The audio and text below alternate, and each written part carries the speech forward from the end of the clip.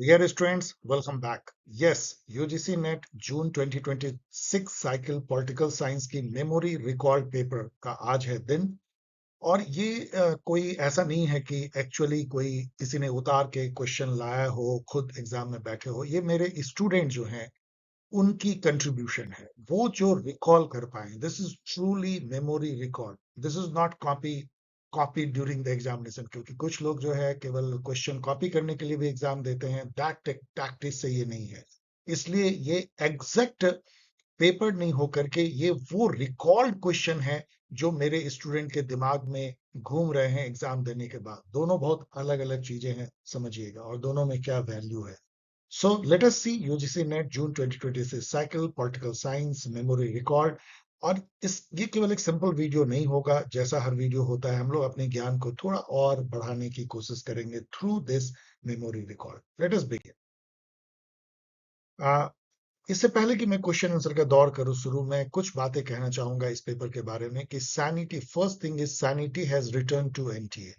NTA ने जो लो को छूना था वो लास्ट साइकिल में उन्होंने छू लिया पॉलिटिकल साइंस में। एक नंबर का बेकार बेकार क्वेश्चन पेपर जिसपे काफी उनको ब्रिक बैटिंग मिली थी। मैंने भी उनको ईमेल किया था, लिखा भी था, और उन्होंने महसूस भी किया कि ये गलत हो रहा है। और this time they have set a very standard paper.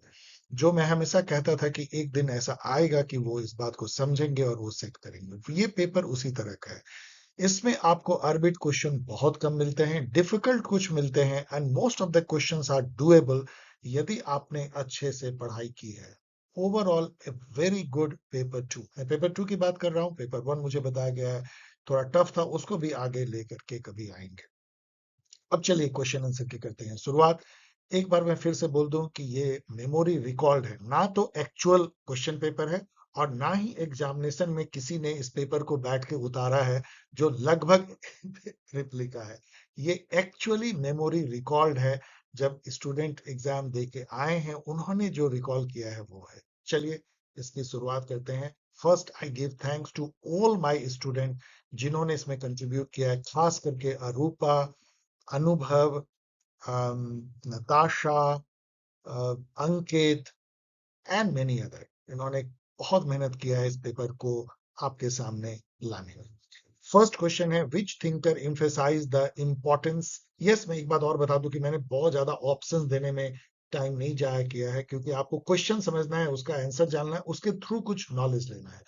Which thinker emphasized the importance of informal group in organization? Informal group मतलब जैसे ऑर्गेनाइजेशन में देखें कि चाय पीते हुए लोग जो बातें करते हैं, पानी जहाँ एक्वागार्ड लगी रहती है वहां लोग बात करते हैं, लंच के टाइम में लोग वॉक लेते हैं।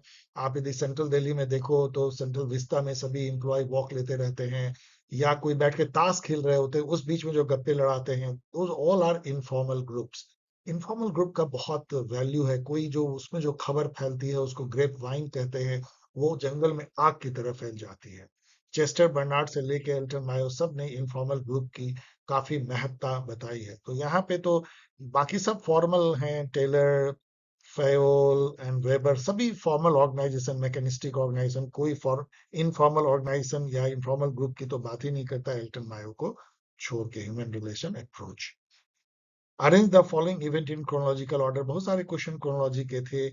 फुलटन स्पीच जो है ये बहुत फेमस स्पीच है।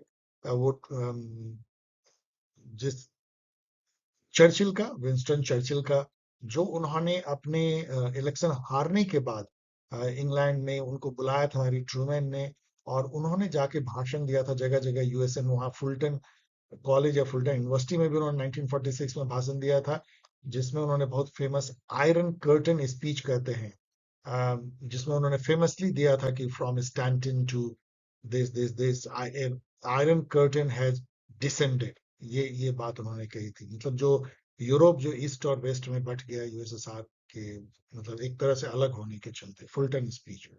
Truman doctrine we all know कि 1947 में आती है। बर्लिन क्राइसिस, जहां बर्लिन को चारों तरफ से यूएसएसआर की रेड आर्मी ने घेर लिया था। वेस्टर्न एलिट को वहाँ, वेस्टर्न जो एलाइट पावर थे उनको वहां रसद पहुंचानी एयर से पड़ी थी। एयरलिफ्ट भी कहते हैं। 1948 में कोरियन वॉर 1950 में शुरू होती है, 53 तक चलती है, और सुएज क्राइसिस 1956 तक। तो ये तो ऐसे क्रम में है ही, यहाँ पे आप इसको देख भी सकते हैं। फुलटन स्पीच ने बच्चों को परेशान किया है क्योंकि ये थोड़ा छिपा हुआ था, बाकी सब क्वेश्चन आप जानते हुए भी आप ये नहीं कर पाओगे कि आप ये नहीं जानते। इससे पहले कि हम लोग और क्वेश्चन आंसर का दौर करें शुरू, यदि आप वेट कर रहे हैं फाउंडेशन बैच का, कितने ही मेल मुझे आए हैं कि सर यूजीसी नेट के लिए भी सेट असिस्टेंट प्रोफेसर के लिए फाउंडेशन बैच लॉन्च करें। जैसे कि आप सीयूटी पीजी क्लिक करते हैं, यदि आप उसके लिए इंतजार कर रहे हैं तो आपके लिए अच्छी खबर है कि टेंटेटिव स्टार्ट डेट 1 अगस्त से होगी। टेंटेटिव मैं कह रहा हूं, और mock test series as usual 15 सितंबर से। Which political philosopher argued that protecting individual rights and allowing citizens to pursue their own self-interest, autonomy दें आप इंडिविजुअल को, ultimately leads to the best and most progressive society? ये exactly exactly ऐसा नहीं था। ये लाइन जो है वो अलग होगा, यदि आपने किसी कॉपी पेस्ट वाले वीडियो में देखा हो तो आपको अलग लाइन भी मिलेगी।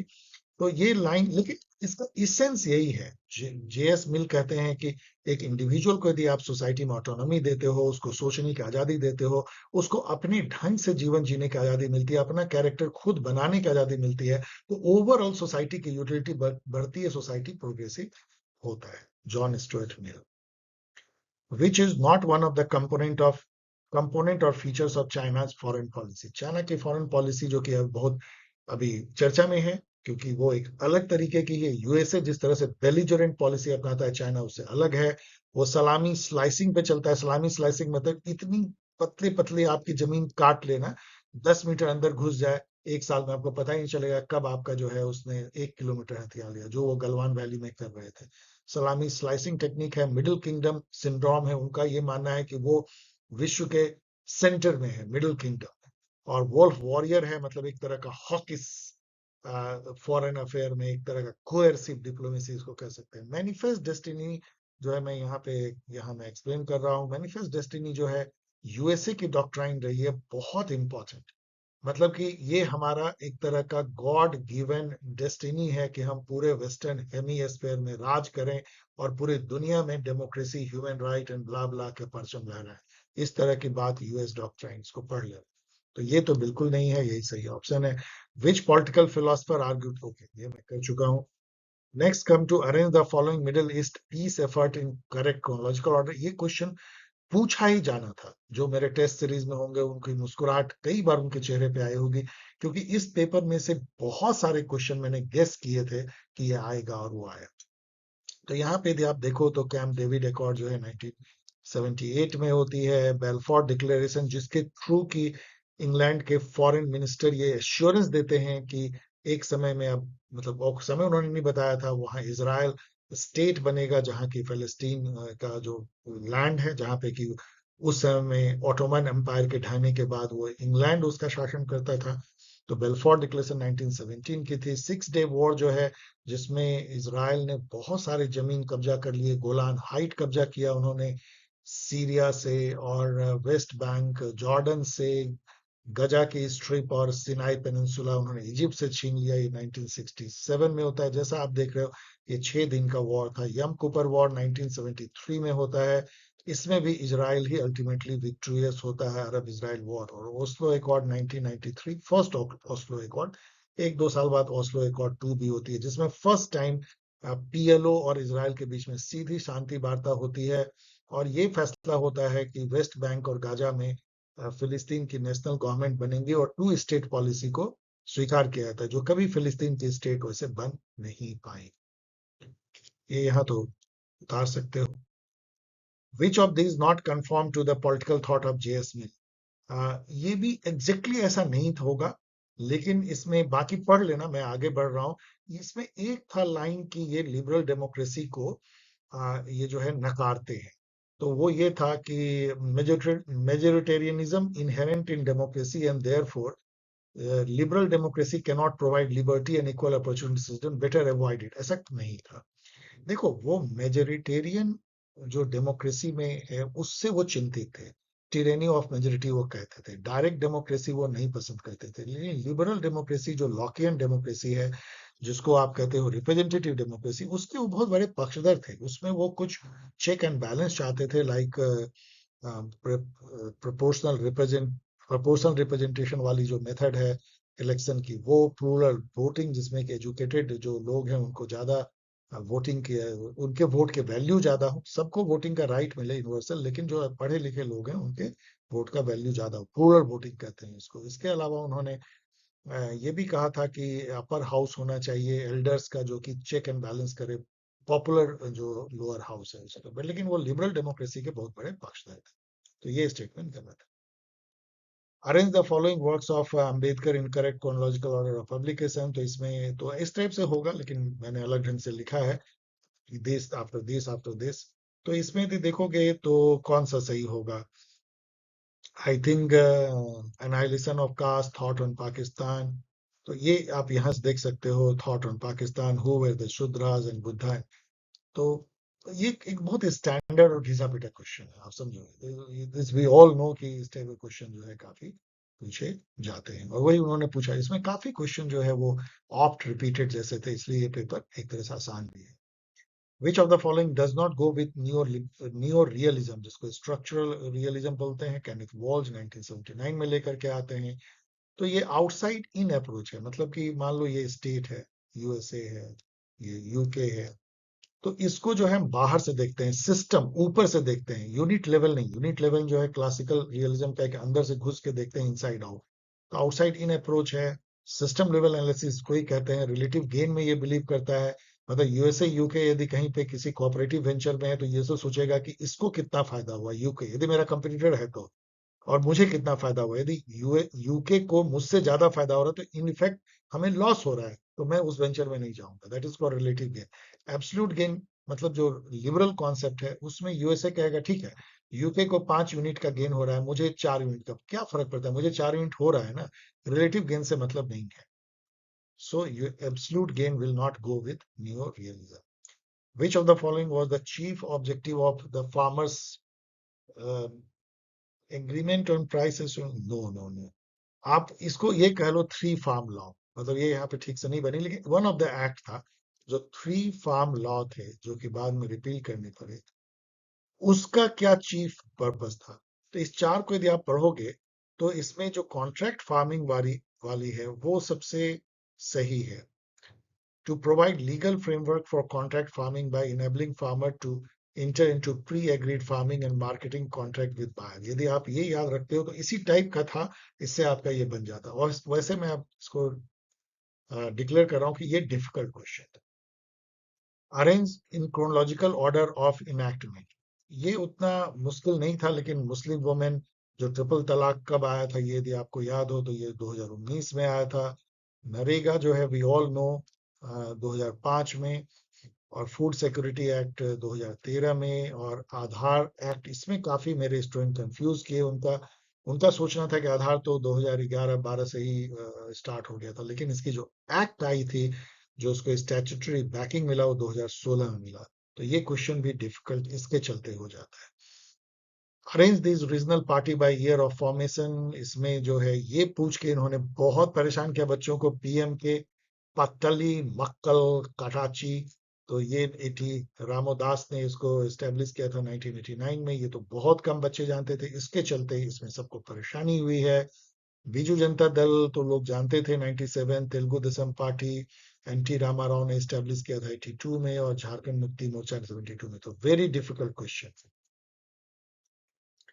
ये क्वेश्चन सही ढंग से हो सकता है रिकॉल नहीं हो पाया है, क्योंकि इसमें शिवसेना 1966 थी, तेलुगु देशम पार्टी यहाँ नहीं थी, जनता दल, स्टूडेंट कुछ स्टूडेंट कह रहे हैं कि जनता दल के साथ में कुछ यूनाइटेड या ऐसा कुछ था 1988, समाजवादी पार्टी 1992, और राष्ट्रीय जनता दल 1990। बट एनीवे आपको ये आइडिया मिल गया होगा कि पॉलिटिकल पार्टी कब फॉर्म हुई, इससे दो क्वेश्चन थे, ध्यान दीजिए। तो ये कितना ज्यादा इंपॉर्टेंट एक टॉपिक है, इस बात को आप समझिए, क्योंकि दो दो क्वेश्चन इससे थे।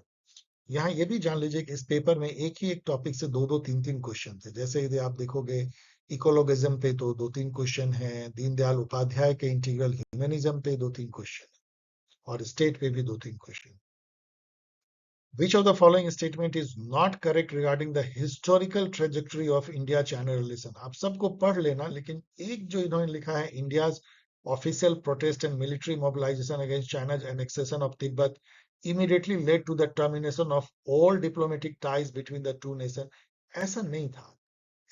तिब्बत को उन्होंने जो एनेक्सेशन किया उससे हमने अपना नाता नहीं तोड़ दिया था। इनफैक्ट 1962 के वॉर के बाद ऐसा हुआ था, इसलिए ये गलत है, बाकी पढ़ ले। Arrange the following India China, तो इंडिया चाइना जो रिलेशन है उसमें भी दो दो क्वेश्चन था। India China military clashes stand off in chronological order, we all know Galwan वाली क्लास 2020 में होती है। नाथू ला जो है वो छुपा हुआ थोड़ा है, लेकिन अब तो बहुत स्टूडेंट जान गए। 1967 डोकलाम स्टैंड ऑफ होती है। एक प्लाटू है डोकलाम जो कि ट्राई सेक्शन पे है, भूटान इंडिया एंड चाइना। 2017 में वहां स्टैंड ऑफ होता है, मतलब आग तरेड़ते हैं इंडिया चाइना की सेना। पंसील साइन होता है 1954 में, और इंडिया चाइना वॉर होता है 62 में। इसको अरेंज करना था। Coining the term international and by extension international relation, ये किसने क्वाइन किया इंटरनेशनल रिलेशन? ये मैंने गेस किया था अपने टेस्ट सीरीज में, और सबके चेहरे पे मुस्कुराहट आई होगी। जेरेमी बेंथम ने इसको क्वाइन किया था, यूटिलिटेरियनिज्म के father. Which of the following is not a concern associated with realism? तो ये मुझे लगता है कि शायद रिपीटेड क्वेश्चन है या दो बार पूछा गया है, तो एब्सोल्यूट गेन तो कभी नहीं होगा। सिक्योरिटी मैक्सिमाइजेशन होगा, पावर मैक्सिमाइजेशन होगा। ये ऑफेंसिव नियो रियलिज्म है, ये डिफेंसिव है, और रिलेटिव गेन भी, तो शायद ये रिपीटेड है। In which case did the Supreme Court हो held held that a judge of the higher judiciary can be prosecuted, मतलब उन्होंने ये कहा कि सुप्रीम कोर्ट के और हाई कोर्ट के जजेज भी प्रोसिक्यूट किए जा सकते हैं क्रिमिनल मिसकंडक्ट के लिए, लेकिन उसके लिए पहले चीफ जस्टिस की प्रायर कॉन्सेंट लेनी होगी। ये इंपॉर्टेंट जजमेंट उन्होंने किसमें दिया था? ये सुपर डुपर डिफिकल्ट क्वेश्चन है। ये दिया था K Veeraswamy versus Union of India. Very difficult question. Arrange these Cold War crisis in chronological order, ये उतना डिफिकल्ट नहीं है। इनफैक्ट एकदम डिफिकल्ट नहीं है। सुएज क्राइसिस 56 में, बर्लिन ब्लॉकेड अभी हम लोगों ने देखा 1948 में, कोरियन वॉर 1950 टू 53 में, क्यूबन मिसाइल क्राइसिस 1962 में, और यूएसएसआर इन्वेजन ऑफ अफगानिस्तान 1979 में। यहाँ देख भी सकते हो। In Deendayal Upadhyaya integral humanism the concept of chiti, ये भी बहुत फेमस क्वेश्चन हो गया। चिति मतलब सोल ऑफ द नेशन, आत्मा। सेम बात जो रेनेसिस अर्नेस्ट रेनन कहते हैं, वही बात की हर राष्ट्र की अपनी एक आत्मा होती है, वही चीती है। Which of the following correctly represent the sequence of integration in Deendayal Upadhyay philosophy integral humanism? तो शुरुआत इंडिविजुअल से होती है, then family, society, nation, humanity, universe, supreme reality. आप कॉमन सेंस से भी सोच सकते हो। JP is associated with which of the following movement, ये सभी से एसोसिएटेड है। भूदान, मतलब जमीन खुद दान कर दो, इसमें विनोबा भावे भी थे। क्विट इंडिया से भी, लिबरेशन मूवमेंट ऑफ पुडुचेरी से भी जुड़े हुए हैं। सिविल डिसोबीडियंस मूवमेंट 1930 में हुई थी, वहां भी थे। तो अब पता नहीं, लेकिन इसमें से एक नहीं था। तो अब ये क्वेश्चन बन जाता है कि ऑफिशियल आंसर वो क्या देते हैं, let us see. Which the match the thinker with their primary emphasis on the women's question, मतलब अंबेडकर का क्या वुमेन के लिए क्या कंसर्न था? तो Ambedkar will go with caste and gender, Lohia political participation of women in politics, Pandita Ramabai education and age of marriage, and Periyar was for birth control, reproductive autonomy. Difficult question again. Mary Wollstonecraft a vindication of right of women was in opposition to, तो हम लोग को पता होना चाहिए कि ये conservatism जो है उसके अगेंस्ट में था, क्योंकि जो उस समय में जो एडवर्ड बर्क ने जिस तरीके से फ्रेंच रिवॉल्यूशन की बुराई की थी, उसके अगेंस्ट में उन्होंने एक पंपलेट भी कहा था, राइट ऑफ मैन। और ये बुक भी उसी तरह तर्ज पे था कि जहाँ की जो कंजर्वेटिव थॉट जो है, जो ट्रेडिशन, परंपरा और हिरार्की, ऑथोरिटी और जो है उसको बनाए रखना है, तो पैट्रियार्की भी बनी रहेगी, मेंस की राइट भी बनी रहेगी, वुमेन को कुचलने की जो प्रैक्टिस है या जो ट्रेडिशन है वो भी बनी रहेगी। तो it was against conservative. Liberal, liberal feminism. Which of the following is the characteristic feature of deep ecology? तो डीप इकोलॉजी आर्ने नायस जो नॉर्वे के फिलोसफर थे उन्होंने दिया था। तो ये बेसिकली एंथ्रोपोसेंट्रिज्म के अगेंस्ट था। एंथ्रोपो मतलब man centric thought on nature, कि मैन जो है नेचर का मास्टर है, उसके अगेंस्ट में था। It was not sustainable ecology और सस्टेनेबल डेवलपमेंट। एनार्को इकोलॉजी तो एनार्किज्म की तरफ चला जाता है, जो एनार्किस्ट इकोलॉजी है वैसा भी ये नहीं था। ये बेसिकली डीप इकोलॉजी ये कहना है कि इसेंस क्या है ह्यूमन के लाइफ अपने आप में कुछ नहीं है, हम इस नेचर के एक अभिन्न जस्ट पार्ट हैं, जैसे कीड़े मकोड़े, शेर, चीते, भालू, मिट्टी, धूल, पानी, चाहे निर्जीव या जीवित। तो हमको ये देखना है कि यदि ये सारी चीजें हैं तो हम हैं। That is deep ecology. Everything should revolve around कि ये नेचर और उसके जो कंपोनेंट है वो बचे रहे, क्योंकि हम उसके ही पार्ट हैं। Deep ecology. Which ideology characteristically favors gradual incremental change rather than radical transformation? Of course, conservatism. यही तो है conservatism. Gradual change, incremental change, piecemeal change. Karl Popper याद करो. Ecologism, again देखो ecologism पे एक क्वेश्चन आया है. As a distinct political ideology is best described as, जो मैं अभी कह रहा था, an ecocentric ideology demanding fundamental change in values and lifestyle. इसको डार्क ग्रीन थॉट कहते हैं. Under the Citizenship Act 1955, Indian citizenship can be acquired by which of the following method? ये exactly ऐसा नहीं था, लेकिन इसमें इस टाइप का था कि if one grandparent were Indian at the time of independence. ये exactly सही नहीं है. ये 1935, अब ये बेसिकली जो है कॉन्स्टिट्यूशन में उस समय में था जब आजादी हो रही थी कि फादर हो या ग्रैंडफादर हो और वो इंडियन सिटीजन, क्योंकि उस समय पाकिस्तान का बंटवारा हुआ था. लेकिन ऐसे भी देखें कि 1955 जब आया तो उसमें ये आया केवल birth, descent, registration, naturalisation, incorporation of territory, that's all. इतने ही तरीके से हमारे यहाँ सिटीजनशिप आ सकता है. ये सब नहीं, ये सब केवल ट्रांजिशनल था जब तक ये एक्ट नहीं बनी थी और इंडिया पाकिस्तान का बंटवारा.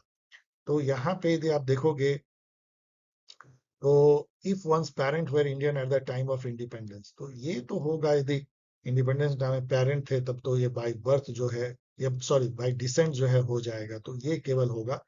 तो देख लेना ये किस टाइप का था. लेकिन ये क्वेश्चन बहुत ही स्टैंडर्ड क्वेश्चन है कि किस किस तरीके से अंडर सिटीजनशिप एक्ट, ना कि कॉन्स्टिट्यूशन के अनुसार. सिटीजनशिप एक्ट जो है निकली तो कॉन्स्टिट्यूशन से है, लेकिन वो उसके आगे की बात. Match the constitutional article with its subject. तो आर्टिकल 143 जिसके तहत की सुप्रीम कोर्ट एडवाइस देता है प्रेसिडेंट को, एडवाइजरी जुरिसडिक्शन. 15(3) कहता है special provision for women and children. ये बहुत डिफिकल्ट बन गया था. 343 कहता है कि official language Hindi, official language होंगी. और 293 कहता है बोरोइंग बाय स्टेट. ये भी बहुत ही डिफिकल्ट था पहचानना. Match each thinker with their conception of human nature. ये बहुत आसान था. Hobbes selfish and competitive, Rousseau naturally good, Rawls rational individual या रैशनल चूजर. एक चौथा भी होगा, वो भी उतना ही आसान था. Which former chief minister resigned in 2011 following an adverse report by state लोकयुक्ता on illegal mining? ये very difficult था, बहुत कम स्टूडेंट इसको पकड़ पाए. ये BS येदुरप्पा इसका सही आंसर है. Which major country entity signed but did not ratify the Kyoto Protocol? ये कई स्टूडेंट ने इसको गेस किया सही, क्योंकि जिस तरह अभी भी यूएस जो है क्लाइमेट चेंज रिकॉर्ड से निकल गया है, तो उसी तरह वो क्योटो प्रोटोकॉल से भी निकल गया था.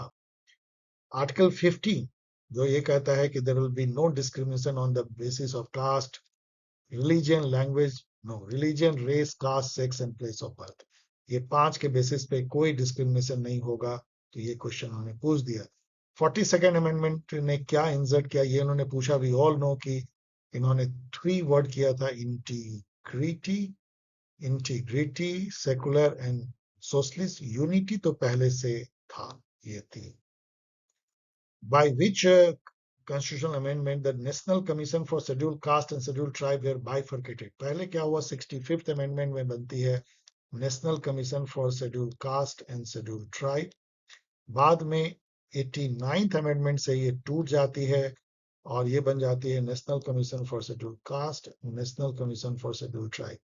ये मुझे लगता है ये 338 आर्टिकल है और ये है 338 ए. चेक कर लेना. और फिर जो है एक अमेंडमेंट आता है 102nd अमेंडमेंट, और सेकंड चेक कर लेना. और उससे जो है 338 बी आर्टिकल इंसर्ट किया जाता है, national commission for backward class. Check कर लेना इसको कि ये 102nd है, 104th है. चेक कर लेना 102nd शायद.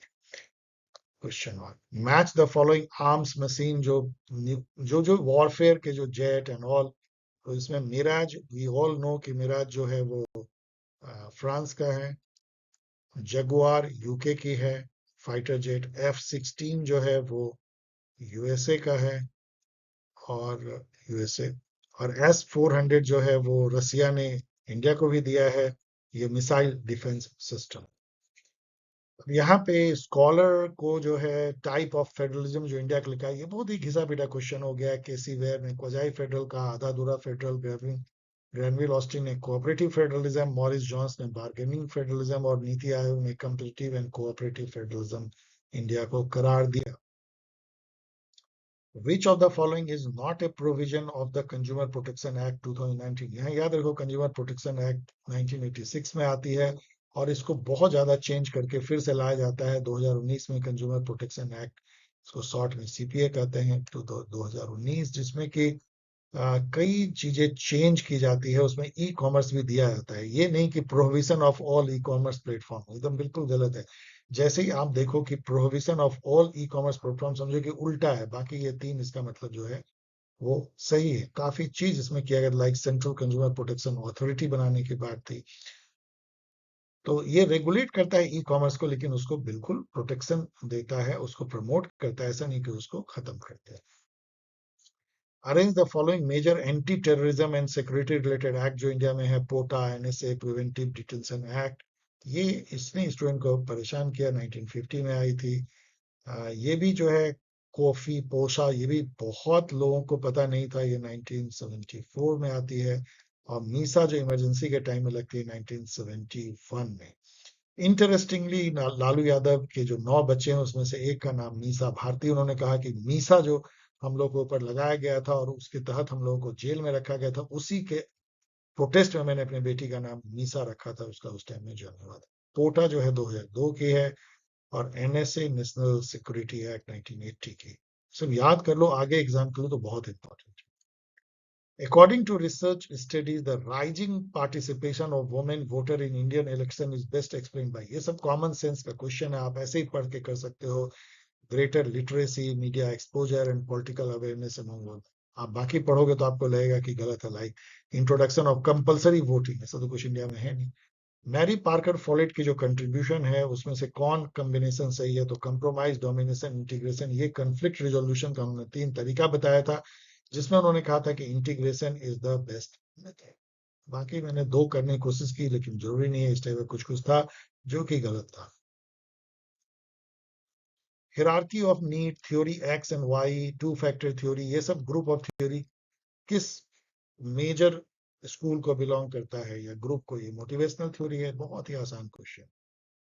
अब यहाँ पे ये भी क्वेश्चन बहुत आसान था कि क्रोनोलॉजिकली अरेंज करना था जितने भी न्यूक्लियर से रिलेटेड जो कन्वेंशन हुए हैं, ट्रीटी हुए हैं। पार्शियल टेस्ट बैन ट्रीटी जो 63 में होती है, फिर एनपीटी होती है 70 में, 68 में अडॉप्ट होती है, 70 में लागू। सॉल्ट 1 जो है 72 में, आईएनएफ जो है वो 1987 में, और सीटीबीटी 1996 में। इंडिया ने, याद रखो, ना तो सीटीबीटी साइन किया है और ना ही एनपीटी साइन किया है।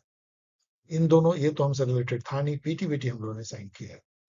Despite their difference, Gandhi and Ambedkar shared agreement on which broad goal. यदि एक ही चुना हो, स्टूडेंट इसमें काफी परेशान हुए थे, क्योंकि इमेंसिपेशन ऑफ दलित पे भी लगता था कि दोनों एक हैं, और फ्रीडम फ्रॉम ब्रिटिश रूल पे भी, ये दोनों को तो हम काट सकते हैं। लेकिन चूंकि एक ही चुनना था, तो मुझे लगा कि फ्रीडम फ्रॉम ब्रिटिश रूल, क्योंकि इमेंसिपेशन ऑफ दलित में दोनों के रास्ते अलग अलग थे। एक हिंदू धर्म के अंदर से सुधार था, और दूसरा हिंदू धर्म को त्याग कर। एक जो है सेपरेट इलेक्टोरेट से अंबेडकर, तो दूसरा हिंदू फोल्ड के अंदर joint electorate but reservation. Arrange this works in chronological order of publication, तो ये भी डिफिकल्ट था, क्योंकि इंडियन वॉर ऑफ इंडिपेंडेंस, चलो सावरकर का पीपल नो, लेकिन रिलीजन ऑफ मैन जो टैगोर का था, बहुत छिपा हुआ बुक है 1931। उतना ही छिपा हुआ बुक है encroachment of the ancient rights of women 1822, ये राजा राम मोहन रॉय का है।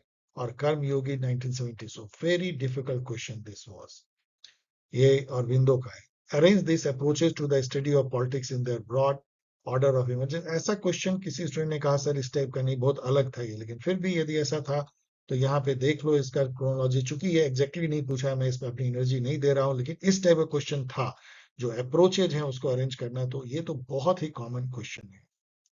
Arrange this variant of socialist Marxist thought in their order of emergence. Student ने कहा बिल्कुल ऐसा ही था। क्रिटिकल थ्योरी जो है, क्रिटिकल थ्योरी शुरू नहीं हुई, कहानी शुरू हो गई यूटोपियन सोशलिज्म। याद करो Robert Owen and Proudhon and Saint Simon, इन सबको याद करो, चार्ल्स फूरियर एंड ऑल। उसके बाद जो है मार्क्स की साइंटिफिक मार्क्सिज्म आती है, देन क्रिटिकल थ्योरी आती है फ्रैंकफर्ट स्कूल की 1930s में, और फिर लुई अल्थुजर निकोलस पोलंजा का आता है स्ट्रक्चरल मार्क्सिज्म। देख लो, which of the following is not a generally recognised function of political party. ये इतना फेमस क्वेश्चन है, फिर से पूछा है। सबसे लंबा सेंटेंस या फ्रेज सबसे सही, adjudicating constitutional dispute between citizen. ये बिल्कुल इसका काम नहीं है, बाकी ये तीनों इसका काम है। Which factor is most associated with the post 1945 wave of decolonisation. Most एसो, ये भी कॉमन सेंस का क्वेश्चन है। एक्सटर्नल प्रेशर, यूएसए का, यूएसएसआर का, जो कि उस समय तक बड़े पावर बन गए थे, and weekend imperial capacity, Europe रह गया था, यूरोप ही कॉलोनियल मास्टर था और उसकी ही हालत खराब हो गई थी, वो खुद टूटा फूटा था तो क्या संभालेगा। और राइजिंग नेशनलिज्म, नेशनलिज्म की भावना भी पूरे कॉलोनी में जोर मार रही थी। इन सब के चलते डिकोलोनाइजेशन हुआ। 2005 world summit, UN is most notable for formally endorsing the responsibility to protect. Responsibility to protect मतलब ह्यूमैनिटेरियन इंटरवेंशन कहते हैं। यदि कहीं पे मान लो कि कोई स्टेट है और उसके अंदर के ही लोग मर रहे हैं और वो स्टेट अपने लोगों की रक्षा नहीं कर पा रहा, तो दुनिया चुप नहीं बैठेगी। सॉवरेनिटी को बाईपास करते हुए उन लोगों की रक्षा करेगी, क्योंकि ह्यूमैनिटी एक है, बाउंड्री से वो उसकी हटी हुई नहीं है कि यहाँ लोग मरते रहे और पूरी दुनिया चुप रहे। ये जो थॉट है, ये रिस्पॉन्सिबिलिटी टू प्रोटेक्ट है, लेकिन कितना प्रोटेक्ट कर पाते हैं ये हम लोगों ने गजा में देख लिया। Which of the following are devices for legislative control over executive? आपको पता है लेजिस्लेटिव जो है क्वेश्चन पूछ करके call attention motion, adjournment motion, parliamentary committee, ये सब करते हैं। प्रिविलेज मोशन के थ्रू भी करते हैं, क्योंकि यदि कोई किसी मिनिस्टर ने कोई बात छुपाई या ऐसी मिसलीड किया हो उसको, तो उनके ऊपर ब्रीच पार्लियामेंट्री प्रिविलेज का लगाया जा सकता है। लेकिन इसमें से एक नहीं था, जिसके चलते आई डोंट नो ये क्या ऑफिशियल आंसर देते हैं और एग्जैक्टली किस तरह से क्वेश्चन था, ये देखने की बात होगी। लेकिन ये चारों वो मेथड हैं जिससे लेजिस्लेचर एग्जीक्यूटिव को अकाउंटेबल बनाती है। Arrange this landmark supreme court judgment in chronological order, ये बहुत ही आसान था। गोलकनाथ के 67, केशवानंदा भारती जिससे बेसिक स्ट्रक्चर डॉक्ट्राइन आया वो 73, Sajjan Singh and state of Rajasthan, ये आया था प्रॉपर्टी राइट पे, जब 17th अमेंडमेंट हुआ था, 14 में 17 अमेंडमेंट तब आया था। इसमें सुप्रीम कोर्ट ने यह कह दिया था कि बिल्कुल फंडामेंटल राइट को भी पार्लियामेंट अमेंड कर सकती है। मिनरवा मिल केस 1980 में, तो इसके चलते ये थोड़ा डिफिकल्ट बन सकता है, medium to difficult level question. Arrange this political work in chronological order, prince जो है 1932 में, उनके मरने के बाद introduction to the principle of moral and legislation, ये बेंथम की है 1789 में। फिनोमेनोलॉजी ऑफ स्पिरिट हेगल की है 1807, एंड 18th बुनराय और लुई बोनापार्ट 1852। यहाँ देख लो। Who is the author of science of logic, ये बुक जो है बहुत फेमस, हेगल के एग्जैक्टली ऐसा नहीं था, एक दो और किताबें थी और फिर हेगल का पूछा गया। For whom the American revolution was more successful than French revolution, ये कहने वाली जो है वो हाना आरेंट थी, जिन्होंने ये कहा था कि कोई भी जो रिवॉल्यूशन है, यदि पॉलिटिकल क्वेश्चन को सॉल्व करने के लिए होगा तो वो बहुत सफल होगा, लेकिन यदि वो सोशल क्वेश्चन को सॉल्व करने के लिए होगा तो वो फेल कर जाएगा, या उसको बहुत कठिनाई होगी, जैसे फ्रेंच रिवॉल्यूशन को हुआ। सोशल क्वेश्चन क्या है, इक्वलिटी लाने की कोशिश करे, समाज का जो सोशल प्रैक्टिसेस है उसको तोड़ने को, then it is very very torturous rule. लेकिन जब आप सिंपल पॉलिटिकल प्रॉब्लम को सॉल्व करो तो कोई भी रिवॉल्यूशन ज्यादा सक्सेस हो सकता है। आना आ रहा है। Which ancient Greek philosopher fundamentally criticized Plato's concept of the communism of wives and property, arguing that it would destroy the organic social fabric of the family and lead to a lack of individual responsibility? ये कहने वाले उनके खुद शिष्य जो थे Aristotle, जिन्होंने की प्रॉपर्टी राइट को अच्छी राइट मानी और वही वेस्टर्न फिलोसफी में चलता रहा। प्रॉपर्टी राइट से आपका सेल्फ एस्टीम बढ़ता है, आप अपने अक्स देखते हो और आपको अपने वजूद का एहसास होता है और आप एक अकाउंटेबल या रिस्पॉन्सिबल ह्यूमन बीइंग बनते हैं। Arrange in chronological order of coming to force. MNREGA we all know कि 2006 में इनफैक्ट आई थी आरटीआई, अक्टूबर 2005 में ही आरटी जो है 2010 में, और national food security act 2013। Which protocol divided developing and developed country? Of course Kyoto protocol. Kyoto protocol ने बुरी तरीके से डिवाइड कर दिया। आपने देखा कैसे यूएसए निकल गई। दूसरा क्वेश्चन क्योटो प्रोटोकॉल पे, क्योंकि इस प्रोटोकॉल ने जो 1997 जिसको कॉप 3 बोलते हैं वहां पे अडॉप्ट हुआ था, उसमें केवल डेवलपिंग कंट्री को टारगेट दिया फॉसिल फ्यूल रिड्यूस करने का, एमिशन रिड्यूस करने, लेकिन डेवलपिंग कंट्री को बिल्कुल छोड़ दिया। इसके चलते जो है डेवलप्ड कंट्री डेवलपिंग कंट्री में खाई बन गई थी। बाद में उसको खत्म करने के लिए पेरिस क्लाइमेट अकॉर्ड में कॉप 21 में आया nationally determined country. Which member or observer criticized the Constituent Assembly of India by arguing that it had reduced itself to a purely legalistic and political process rather than acting as a dynamic mechanism for grassroots social change and an extension of the Indian social movement? इस type का exactly ऐसा नहीं था कि line जो है ये तो बनाया हुआ है, लेकिन ये कहने वाले मोस्ट प्रोबेबली नजरुद्दीन अहमद थे, जिन्होंने की बहुत सारी बुराइयां की थी जो यहाँ पे दिया गया है। पिछली साइकिल में पूछा था the drafting committee became drifting committee, ये भी इन्हीं का था, नजरुद्दीन अहमद का। मैंने क्वेश्चन मार्क किया है कि देख लो, ये शायद इसका आंसर यही है। The power elite theory arguing that a small interlocking elite, corporate, military, political, power elite, एक पे है कॉर्पोरेट वर्ल्ड, दूसरा मिलिट्री और तीसरा पॉलिटिकल, जो पॉलिटिकल पार्टीज, पॉलिटिकल लीडर, ये तीनों मिल करके जो है पावर इलीट बनाते हैं और यही पावर इंजॉय करते हैं। बाकी तो मासेज हैं। सी राइट मिल, इसी नाम की book the power elite. Wilfred Pareto यहाँ दिखते हैं, circulation of elite. Robert Michael दिखते हैं, iron law of oligarchy. And Gaetano Mosca, the ruling class. The concept of development syndrome, equality, capacity, differentiation, ये तीन जो है वो डेवलपमेंट को शो करता है डेवलपिंग कंट्री में, लेकिन उसके रास्ते भी उतने ही खतरनाक हैं। ये कहने वाले लूसियन पाई थे। लूसियन पाई ने ये अपने book the aspect of political development में कहा था। बाद में जेम्स कॉलमैन जो उससे प्रभावित थे, उन्होंने एक फेमस एसे लिखा था, development syndrome, differentiation, equality, capacity. ये 1971 एक बुक थी, crisis and sequence in political development में एसे लिखा। 5 जोनल काउंसिल जो इंडिया में बनी, जिसको हेड होम मिनिस्टर करते हैं, ध्यान रखें, नॉट प्राइम मिनिस्टर, वो किस एक्ट या किस से बनी? तो वो इज्म से नहीं बनी थी, ये बनी थी स्टेट रिऑर्गेनाइजेशन एक्ट 1956 से। ना ही ये चीफ मिनिस्टर कॉन्फ्रेंस, ना ही सेकेंड इंडिया गवर्नमेंट, ना ही 42nd। The United Nations Conference on Sustainable Development held in 2012 is popularly known as Rio Plus 20। रियो खुद जो है ये था स्टॉकहोम, ये स्टॉकहोम प्लस 20 था। क्यों? क्योंकि स्टॉकहोम हुआ था 1972 में, इसमें 20 जोड़ो तो 1992 होता है, वो था रियो।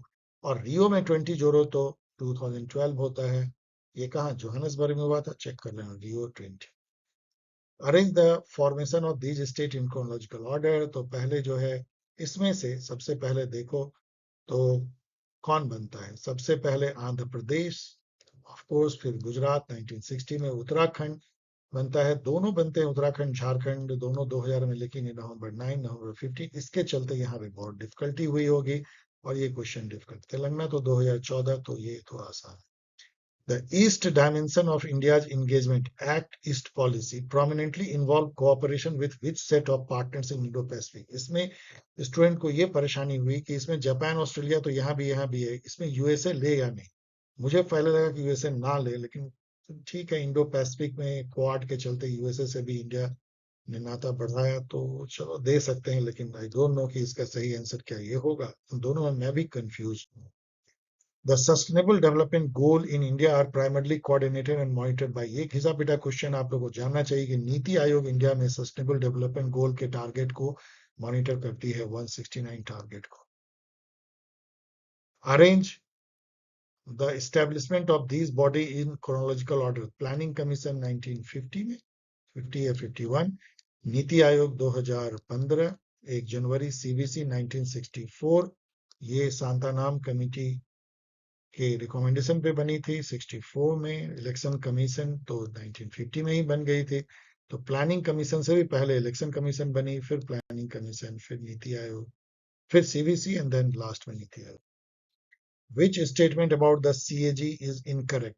इसमें ये लिख दिया गया था कि constitution makes no provision for independence of CAG. ऐसा नहीं है।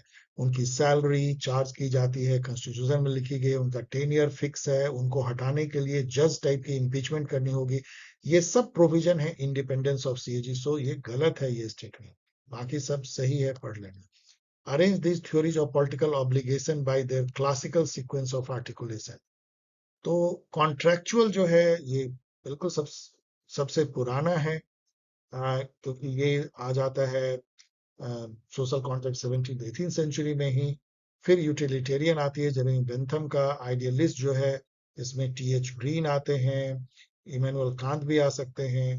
तो उसके बाद सबसे मॉडर्न साइकोलॉजिस्ट कॉन्सेंट अकाउंट आता है, जिसमें कि ग्राहम वालास एंड हैरोल्ड लास्की ये सब आते हैं। So this is the correct, जो कॉन्ट्रेक्चुअल से स्टार्ट होता है। विच of the following is not one recognized strand of liberal IR। Liberalism जो IR में उसके कई स्ट्रीम या धाराएं हैं, रिपब्लिकन लिबरलिज्म, कॉमर्शियल या interdependence, economical, institutional, but constitutional करके कुछ नहीं है।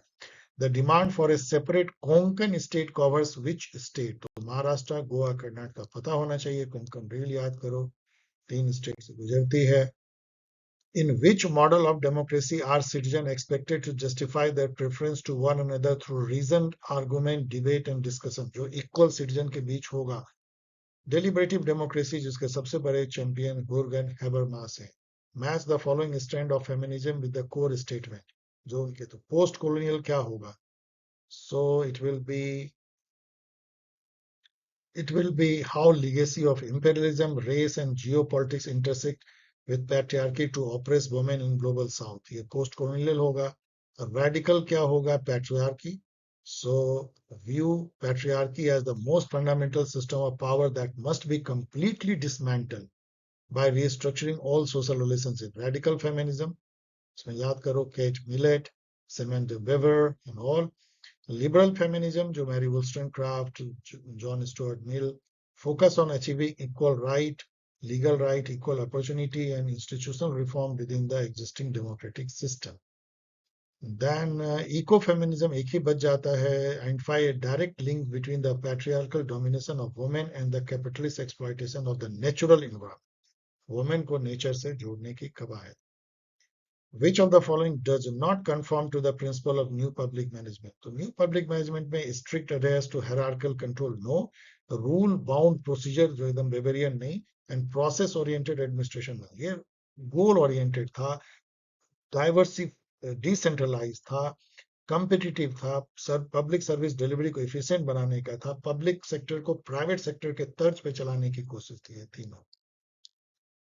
थ्योरी एक्स एंड वाई जो है ये किसने दिया था? थ्योरी एक्स कहता है कि ऑर्गेनाइजेशन में इस टाइप के भी लोग होते हैं जिनको बहुत क्लोज सुपरविजन, जिसको आप कह सकते हो ठेल के आपको चलाना पड़ता है, तो उनको क्लोज सुपरविजन चाहिए, टोटल टास्क चाहिए और मॉनिटरिंग चाहिए। लेकिन थ्योरी वाई कहता है कि ऑर्गेनाइजेशन में ऐसे भी लोग होते हैं जो सेल्फ मोटिवेटेड होते हैं, सेल्फ डायरेक्टेड होते हैं, उनको आपको यदि क्लोज मॉनिटर करोगे, बांध कर रखोगे, तो उनकी और परफॉर्मेंस डाउन हो जाएगी। ये देने वाले डगलस मैकग्रेगर थे, ह्यूमन साइड ऑफ इंटरप्राइज नाम के book. Among is the Indian state which is consistently ranked highest on the Human Development Index। consistently देखो तो केरला बिल्कुल सही होगा, वैसे कभी गोवा हो सकता है आगे, कभी केरला सेकंड पे, लेकिन consistently Kerala is on top. So dear student, इससे पहले कि चलो एक रिचुअलिस्टिक में थैंक्स बोलूं और कुछ इन्फॉर्मेशन दो, आपके मन में ये भी आ रहा होगा कि इसका कट ऑफ कितना जाएगा। देखिए, कट ऑफ द पेपर 1 के साथ जाएगा। पॉलिटिकल साइंस में पेपर 1 टफ था, तो यदि टफ था तो 30 to 32 में भी जेआरएफ हो सकता है, यदि पेपर 1 रियली टफ था। ये पेपर जो है 80 प्लस में ही जेआरएफ होगा, दैट इज फॉर श्योर। तो 80 प्लस एंड 32 को यदि मिला दें, 32 हायर साइड में ले रहा हूं, तो ये कितना होता है? 112। तो 112 को यदि 2 से इंटू करो तो 224। तो मुझे लगता है कि जनरल का कट ऑफ 225 के आसपास इस बार जा सकता है जनरल। अब आप उसी रेशियो में जो है आप नीचे घटा लो, ये मेरा गेस है। अनफॉर्चुनेटली मेरा गेस हर बार लगभग ठीक ही निकलता है, लेकिन स्टूडेंट को बहुत निराशा होती है। उन्हें लगता है कि मैंने हमेशा थोड़ा बढ़ा के बोला है, लेकिन मुझे क्वेश्चन को एनालाइज करके लगता है कि 225 will be the cut off for JRF. उसमें आप 10-15 नंबर घटा लो तो वो नेट हो जाएगा, और 10 नंबर घटा लो तो पीएचडी हो जाएगा, और यदि आप डिफरेंट डिफरेंट रिजर्वेशन कैटेगरी में लो तो वो भी कट जाएगी। So dear student, I hope कि आपको ये वीडियो पसंद आया होगा। यदि ये सीरीज आप लाइक करते हो, मैं बार बार कह रहा हूँ, यदि आप लाइक करोगे, कमेंट करोगे, तो ही मेरा पैशन होगा, क्योंकि आई एम अटरली बिजी। लेकिन मैंने जो सिविल सर्विसेज प्रीलिम्स कई बार क्रैक किया है, बहुत इजीली क्रैक किया है, बहुत कम टाइम में, उस नॉलेज को जस्ट मैं ट्रांसफर करना चाहता हूँ विद सम लेटेस्ट ट्रेंड। यदि आपको लगता है कि इसमें वैल्यू है, तो आप इसको लाइक करें, शेयर करें, कमेंट करें। और यदि आप ग्रुप ज्वाइन करना चाहते हैं टेलीग्राम पे, तो आप भेज सकते हैं मेल, मैंने ऑलरेडी दिया हुआ है। यदि आप वो स्टूडेंट हैं जो सीयूईटी, पीजी या यूजीसी नेट या अदर एग्जाम, मेरे अधिकतर स्टूडेंट आप वही हैं अभी, तो सब्सक्राइब, तो आपके लिए इंफॉर्मेशन है कि सीयूईटी पीजी की फाउंडेशन बैच और मॉक टेस्ट सीरीज जल्दी शुरू होगी, और यूजीसी नेट की भी इस बार पहली बार फाउंडेशन बैच होगी, मॉक टेस्ट सीरीज तो होगी ही, जो कि सेट असिस्टेंट प्रोफेसर के लिए होगी। यदि आप जुड़ना चाहते हैं पॉल साइंस हेल्प कम्युनिटी से, अपने प्रॉब्लम शेयर करना चाहते हैं और गाइडेंस चाहते हैं एक दो लाइन में, ऑफ कोर्स, अदरवाइज तो टेलीग्राम ग्रुप में ही गाइडेंस मिल सकती है, तो वेबसाइट है paulsciencehelp.in, ईमेल है paulsciencehelp@gmail.com, टेलीग्राम चैनल है @paulsciencehelp, और एक्स पे जो हैंडल है वो है @paulsciencehelp। चलिए मिलेंगे इसी तरह के किसी एक और थीम के साथ, crack civil services prelims 2027 series में। तब तक के लिए take care and start with lots of into and guts. So yes, lots of and perseverance, लगे रहो।